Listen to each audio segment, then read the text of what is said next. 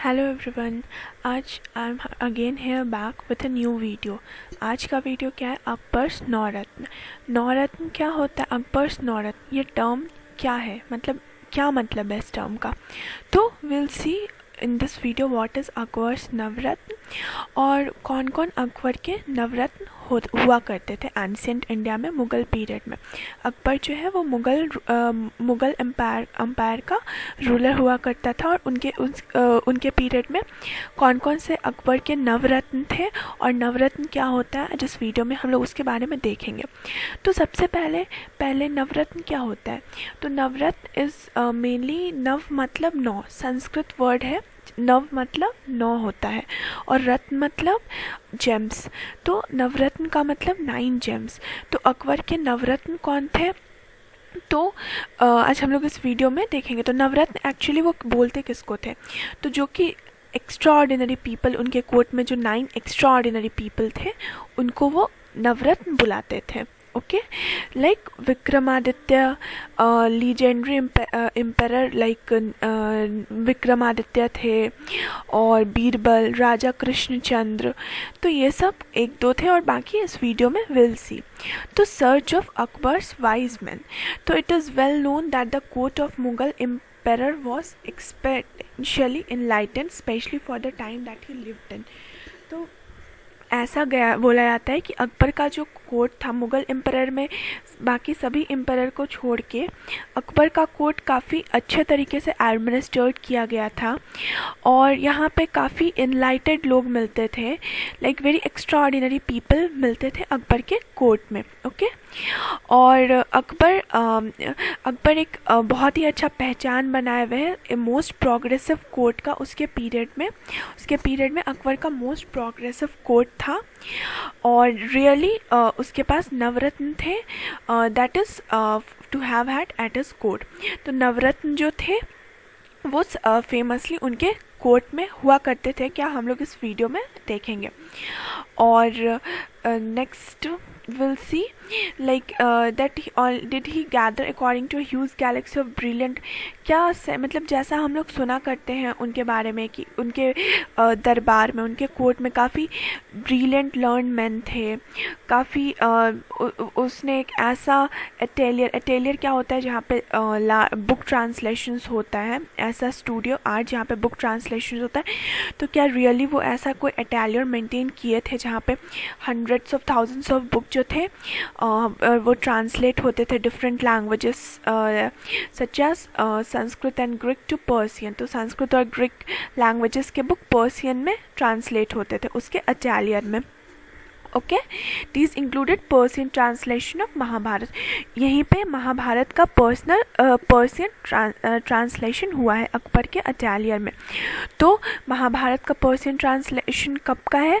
अकबर के पीरियड का है। Okay, next, legends of Navaratnas emergence. Okay, तो stories of numbered set of wise and cultural men in the court of great kings were popular in Indian folklore. तो like हम लोग काफ़ी hundreds of numbers of set of great Kings जो थे वो popular थे Indian folklore में। Like story है, काफ़ी लोगों का हम लोग सुनते हैं, जिसमें से क्या example, Sanskrit text Jyotirvidabharana popularly attributed to Kalidas, speak about 9 wise men in the court of Vikramaditya of Ujjain. Okay, तो ये कालिदास को एट्रीब्यूट किया गया था, जो कि किसके बारे में बात करता है?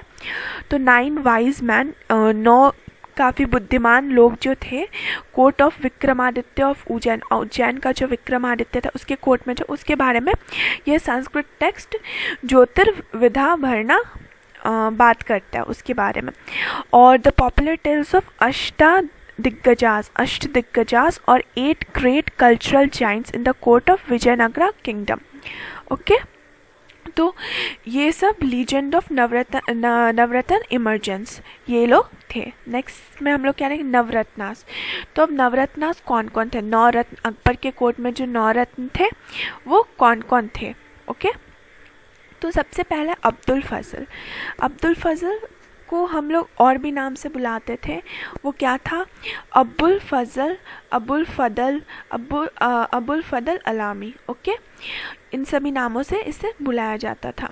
और ये जो अब्दुल फजल था वो second son of Indian scholar and teacher Sheikh Mubarak जो थे इनका सेकंड सन था। ओके, और इसकी एजुकेशन अरेबिक में इतनी अच्छी थी कि ये यंग प्रोडिजी, मतलब ये यंग अब्दुल फजल जब यंग था, प्रोडिजी मतलब काफ़ी known talented person, could read and right by the, जब ये 5 साल का था तभी से he can read and right. इसकी एजुकेशन अरेबिक में थी और 5 साल की उम्र से ही ये लिखना पढ़ना सीख गया था।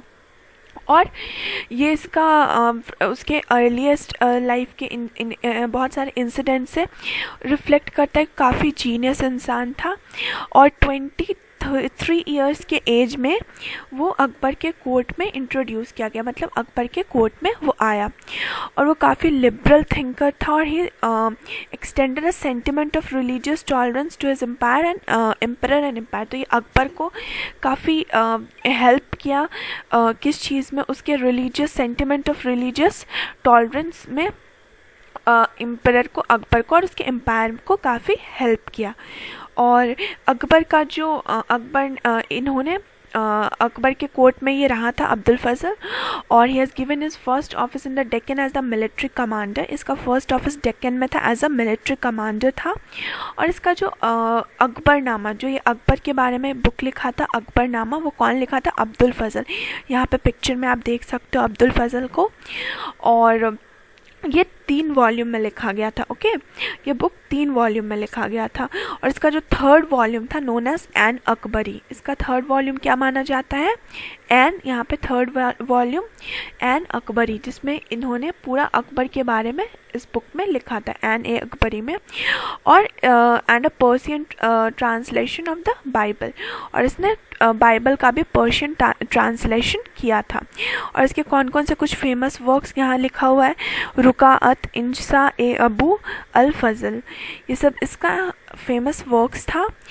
और फाइनली इसकी डेथ कैसे हुई, तो he was assassinated while he was returning from Deccan by Veer Singh Bundela. Veer Singh Bundela ने जब ये रिटर्न हो रहा था डेक्कन से तब इसको मार दिया गया और फाइनली ही डाइड। तो इसमें हमें याद रखने वाली कौन सी बात है कि अब्दुल फजल ने अकबरनामा लिखा है और इसके 3rd वॉल्यूम में उन्होंने एन अकबरी में अकबर का पूरा बायोग्राफी लिखा है। ओके, और ये काफ़ी जीनियस था।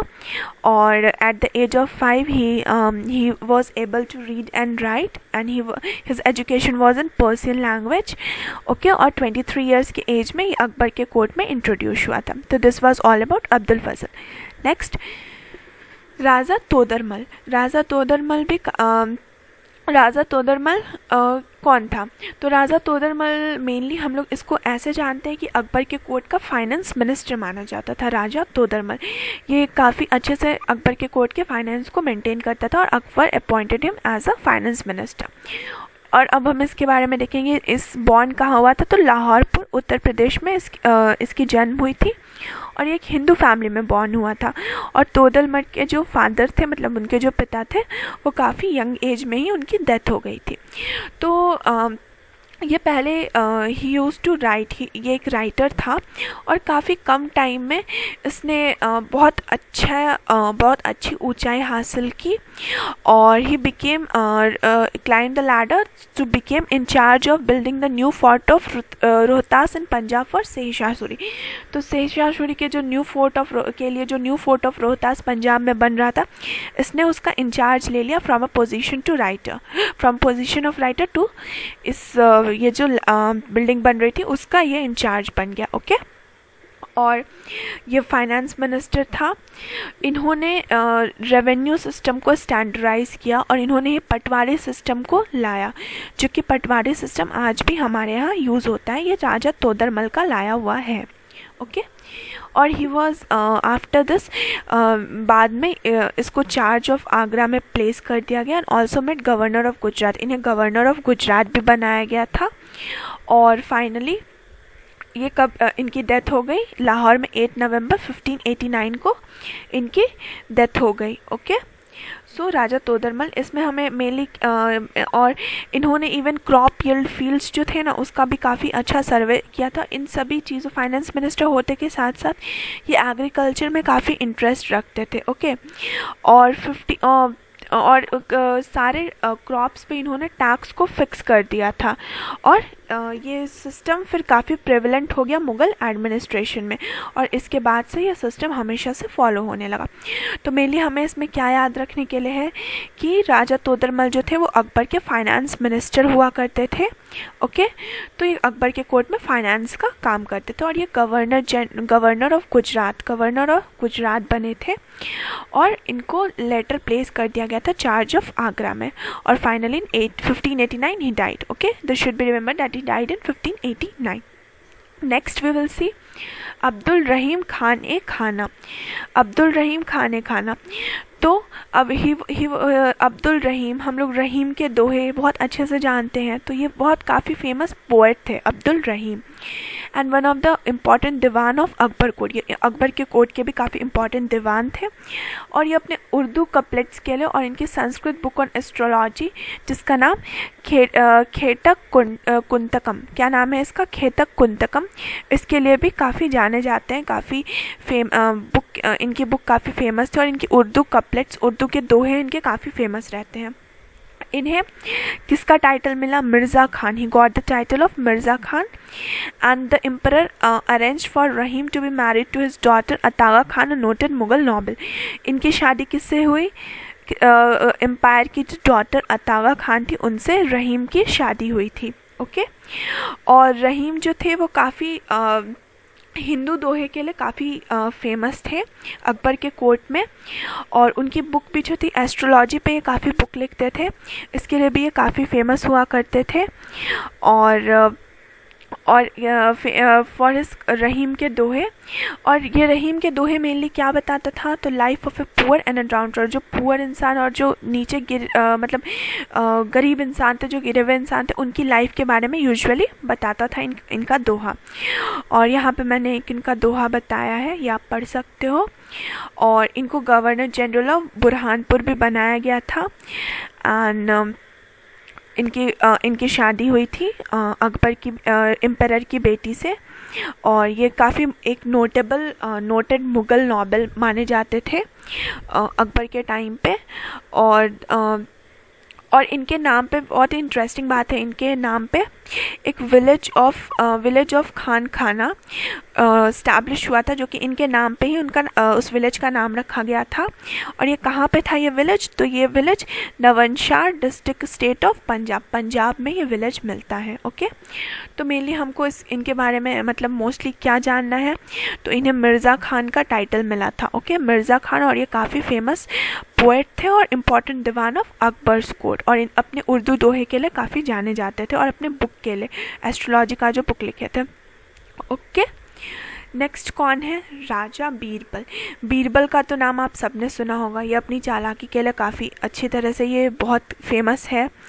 और अब हम लोग देखते हैं इसके बारे में। तो बीरबल वाज बॉर्न, ये जब इनका जन्म हुआ था तो इनका नाम महेश दास था बीरबल का, और इनका जन्म कब हुआ था, 1528 में राजा बीरबल का जन्म हुआ था, और एक हिंदू फैमिली में हुआ था उत्तर प्रदेश में, इंडिया में। एक विलेज था घोगरा वहाँ पे। ओके, तो ये अकबर के कोर्ट में आए एज अ हिंदू एडवाइज़र बन के, अकबर के कोर्ट में हिंदू एडवाइज़र थे, और ये काफ़ी widely known character of India बन गए। क्यों बने कैरेक्टर इंडिया में, क्योंकि इनका जो फोक था और लॉर्डिंग हिज विट, वो काफ़ी सभी को हंसाने वाला होता था, काफ़ी use to make people cheerful, इसलिए पूरे इंडिया में काफ़ी फेमस हो गया पूरी तरह से। और अकबर जो है वो 8000 लोगों की आर्मी लेकर गए थे, जहाँ उनकी बहुत बड़ी मिलिट्री लॉस हुई थी मुग़ल की, और बीरबल की डेथ हो गई थी। और एम्परर जो थे वो इनके डेथ पे काफ़ी अपने दुख को जताए थे by keeping a fasting and thirsting. उन्होंने भूखे प्यासे रहकर इस बीरबल के डेथ को काफ़ी उनको बहुत बड़ा लॉस हुआ था बीरबल के डेथ से।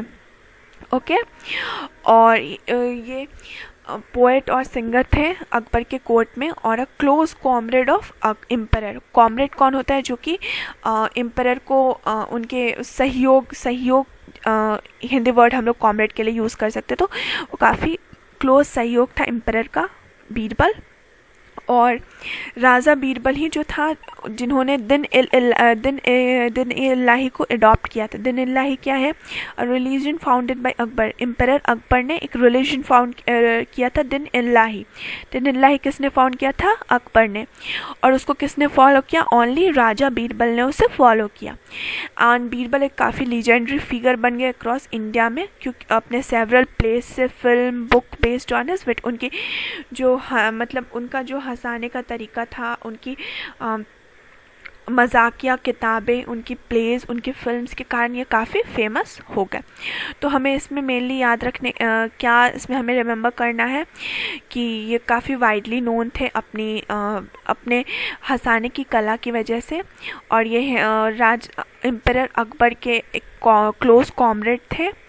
और फाइनली इनकी डेथ हो गई थी मिलिट्री लेड करने में, जिसमें मुग़ल को बहुत बड़ा लॉस हुआ था।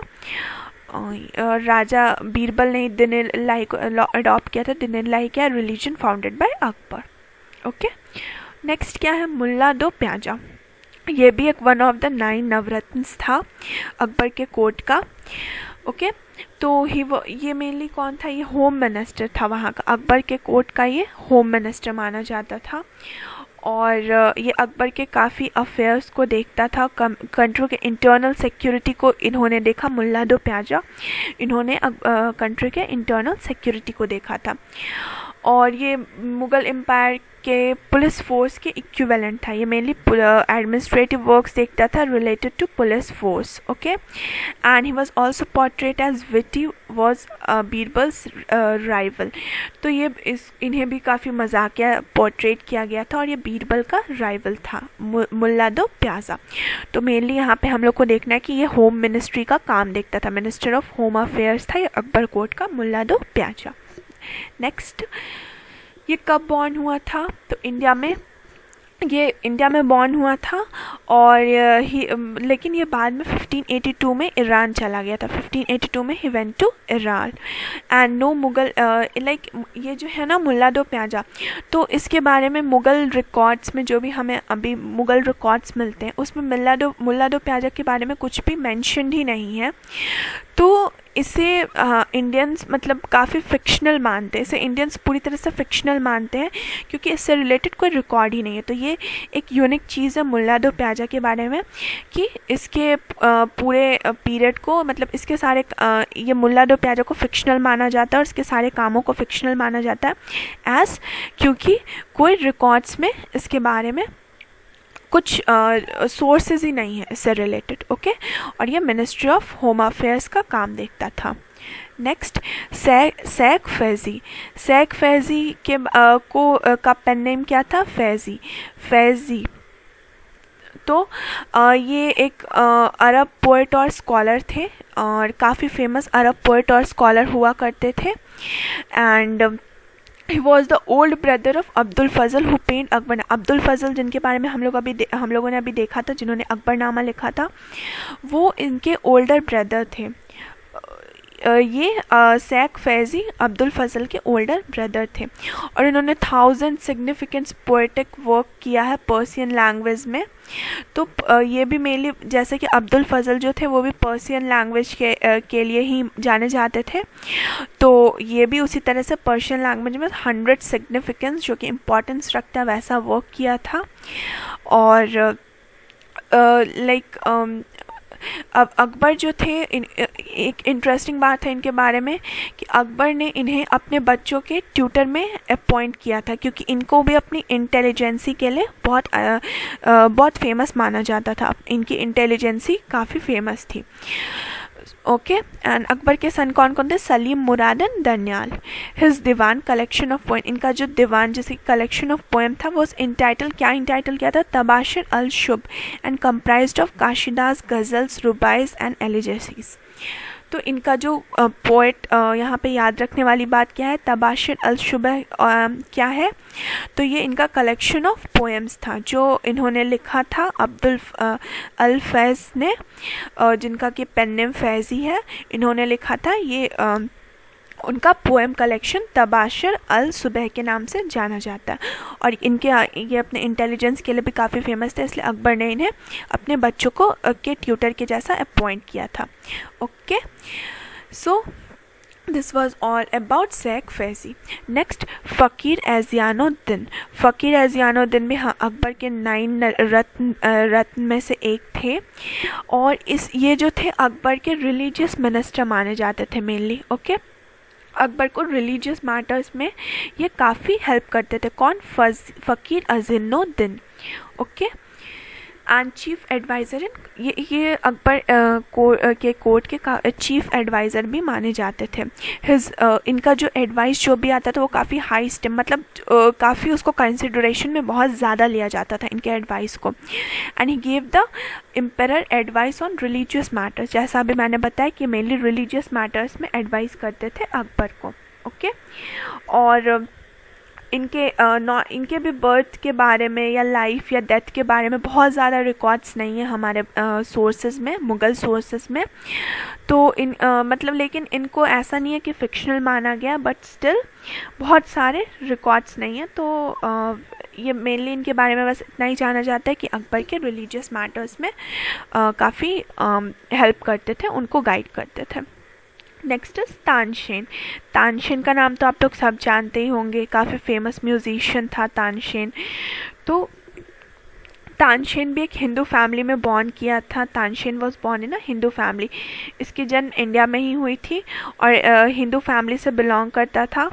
और उसने अपना म्यूज़िक कहाँ सीखा? उसने अपना म्यूज़िक मध्य प्रदेश में सीखा था, जो कि प्रेजेंट डे मध्य प्रदेश है। उस समय क्या था, उस समय मध्य प्रदेश ऐसा कोई अलग स्टेट नहीं था, तो अभी प्रेजेंट डे में ही मध्य प्रदेश में है। ओके, और he began his career under the patronage of Ramchandra of Rewa state and gain wide spread popularity. तो इनकी बर्थ ग्वालियर में हुई थी। ओके, और इन्होंने अपना कैरियर कहाँ किनके अंदर स्टार्ट किया? तो रामचंद्र ऑफ रेवा, रामचंद्र और रेवा स्टेट के थे। एंड गेन, और इन्होंने काफ़ी वाइड स्प्रेड पॉपुलैरिटी। अकबर के कोर्ट में इनको मेनली मोस्टली इनको गाने के लिए बुलाया जाता था, म्यूज़िक प्ले करने के लिए, एज उस टाइम में काफ़ी सबसे फेमस म्यूजिशियन हुआ करते थे। ओके, और ये अपना कैरियर यहीं पे स्टार्ट किए थे मध्य प्रदेश में, और बाद में ये अकबर के कोर्ट में गए और वहाँ पे अपनी म्यूज़िक एबिलिटी से इन्होंने काफ़ी wide spread fame name gain किया। ओके, और इनकी कुछ एपिक चीज़ें हैं लाइक ध्रुपद कॉम्पोजिशंस। ये इनकी Dhrupad creating several new ragas, इन्होंने सेवरल न्यू राग्स क्रिएट किया। और इनकी बुक जो है book on music like Shri Ganesh स्तोत्र काफ़ी फेमस है, और संगीता सारा, सब अभी भी हम लोग सुनते हैं। ये सब इनकी ही बुक है। तानसेन ने ही इन सभी को इन्वेंट किया था। और फाइनली 1586 में ये इनकी ही डाइड। और उसके बाद the Akbar, it was again a loss, जो मुग़ल एम्पायर को काफ़ी बहुत बड़ा लॉस था, एज उन्होंने अपने एक बहुत अच्छे म्यूजिशियन को खो दिया था। तो मेनली यहाँ पे हम लोगों को क्या रिमेंबर रखना है कि इन्होंने ये एक हिंदू फैमिली में बॉर्न किए थे, और जो कि प्रेजेंट डे मध्य प्रदेश में है, और ग्वालियर में मेनली इनकी जन्म हुई थी। और इन्होंने किसके अंदर अपना म्यूज़िक सीखा? तो patronage of Ramchandra of Rewa state and gain wide spread popularity. और गणेश स्तोत्र और संगीता सारा इन्होंने ही क्रिएट किया था। ओके, और क्या है? He also bestowed the title of Mian by the emperor which means learn man. तो इन्होंने मियान का टाइटल भी पाया था, जिसका मतलब लर्न मैन होता है। इन्होंने ये टाइटल इन्हें मिला था। और ये कंपोज़र, म्यूजिशियन, वोकलिस्ट होने के साथ साथ एक इंस्ट्रूमेंटलिस्ट भी थे, और ये काफ़ी इन्फ्लुएंशियल पर्सनालिटी थे of Indian Hindustani classic music. India का जो क्लासिक म्यूज़िक था, इंडियन हिंदुस्तानी क्लासिक म्यूज़िक था, उसके काफ़ी फेमस पर्सनालिटी थे, और इनको पूरे वर्ल्ड में ये अपने गाना गाने के लिए, कंपोज करने के लिए, इसके लिए काफ़ी फेमस थे, सारे इंस्ट्रूमेंट बजाने के लिए। अगर ऐसा होता था, ऐसा सोर्सेज में मेंशन है कि पूरे वर्ल्ड में कहीं भी कोई भी बड़ा अगर कुछ फेस्टिवल्स होने वाला रहता था तो तानसेन को पहले से अपॉइंट किया जाता था कि वहाँ पे वो आकर अपना स्किल दिखाए, वहाँ पर आके वो लोगों के लिए, मतलब उस कंट्री के लिए वो अपना सॉन्ग प्रेजेंट करे या इंस्ट्रूमेंट बजाए, ऐसे बुलाया जाता था। तो यहाँ पे पिक्चर में आप तानसेन को देख रहे हो, यही थे तानसेन, जो कि मुग़ल एम्पायर के पीरियड में उनके कोर्ट में रहा करते थे। Okay, next is Raja Mansingh one. तो राजा मानसिंह भी अकबर के कोर्ट में हुआ करते थे, और इनके he was the Raja Rajput of Amber. Okay, कहाँ के? He was the Raja Rajput of Amber, ये अंबर के राजा राजपूत थे, और ये अकबर के काफ़ी ट्रस्टेड में से एक रत्न हुआ करते थे। अकबर इन पे काफ़ी ट्रस्ट करते थे, काफ़ी विश्वास करते थे, और one of the Akbar's trusted general, his daughter Manorama Bai was married to the crown prince Dara Shikoh, the oldest son of Shah Jahan. Shah Jahan का जो ओल्डेस्ट सन था प्रिंस दारा शिकोह, उनकी शादी अकबर की उनकी शादी his daughter Manorama Bai was married, तो उनकी शादी शाहजहाँ के सबसे ओल्डेस्ट सन दारा शिकोह से कराई गई। ओके, और ये मनसबदार बने थे of 7000 cavalry and referred as a Farzand by emperor.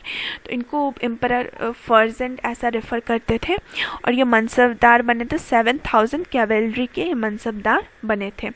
Okay, और इनकी जन्म कब हुई थी? ये 1550 में बॉर्न हुए थे। राजा मानसिंह वन 1550 में बॉर्न हुए थे, और अकबर ने इनको अपने नौरत्न में इंक्लूड किया था।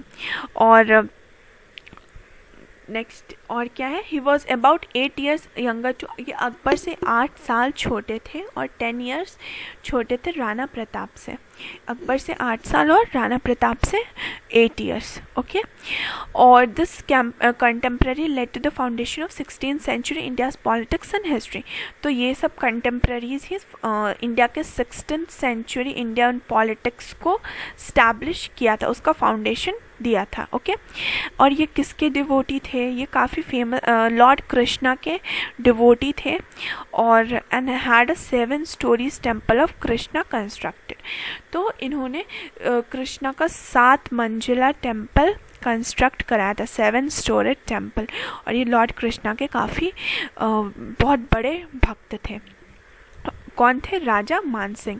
तो इसमें हमें याद रखने के लिए क्या है? सबसे पहले कि राजा ये मनसबदार, मेन पॉइंट्स क्या है? ये मनसबदार था 7000 कैवेलरी के, और इनको फर्जन के नाम से रेफ़र किया जाता था। और ये नेक्स्ट, और इसमें इम्पॉर्टेंट क्या है कि ये सब कॉन्टेम्प्रेरी ही 16th century इंडियाज़ पॉलिटिक्स के फाउंडेशन में हेल्प किया था, और ये श्री कृष्ण के काफ़ी बड़े डिवोटी थे, और इन्होंने श्री कृष्ण का 7 मंजिल 7 floors का टेम्पल कंस्ट्रक्ट कराया था। सो ये था अकबर और उसके नौरत्न के बारे में। मेनली इस वीडियो में हम लोगों ने देखा अकबर का के कौन कौन नौरत्न थे। नौरत्न संस्कृत वर्ड है, मतलब 9 gems। अकबर के कोर्ट में कौन कौन रहते थे, किस वे में उन्होंने अकबर को हेल्प किया, तो इस वीडियो में हम लोगों ने ये सब देखा। तो हो that's it. I think this video will be worthful for you. आपको काम आएगा ये वीडियो, और thank you so much. Have a nice day.